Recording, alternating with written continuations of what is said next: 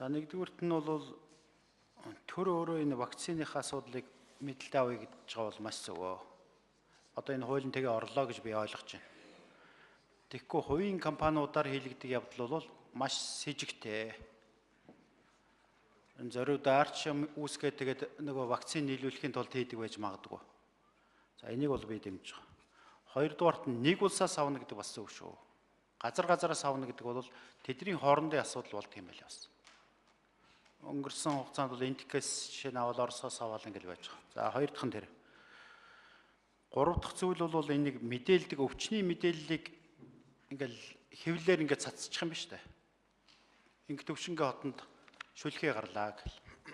Тэгэл нөгөө нэг мах экспортлог компаниудын хувьд бол тэгэл ингээд зогсчих юм. Энийг нэгдсэн журмаар зохицуулах юм энэ хуулинд бол ороогүй гэж байна. Энийг нь цаашдаа яах юм бэ? Ингээл дуусчаад байгаа байхгүй нөгөө яг гаргадаг тэр ажил дээр бол ингээл саад. Энэ гурав дахь зүйл.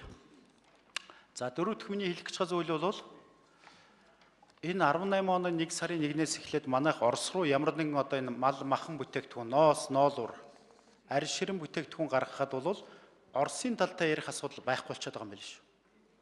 Евразийн эдийн засгийн холбоотой ярих иймд орж байгаа юм байна шүү. Зөвхөн Оростой ярихгүй, Евразийн эдийн засгийн холбооны улсуудтай ярьж ич тэр дэглэм 18 оноос эхлээд үйлчлэх юм байна. Энэ дээр бол улсын их хурлч гэсэн бас энийг бүр анхааралд аваад зохицуултыг хийхгүй бол цаашдаа тун хүнд байдалд орох гэж байгаа юм байлээ. Тэр тарифын болон тарифын бус тэр одоо саад хоригтой холбоотой асуудал бол тийм болох юм байл. Ийм зүйлийг энэтэй холбоотой хэлэх гэж байгаа. Ялангуяа тэрний мэдээлэлтэй холбоотой юмыг яаж зохицуулах юм бэ? Үнсэд байж байгаа юм. Тэрийг л одоо анхаарахгүй бол энэ болохоо байж байгаа юм байл.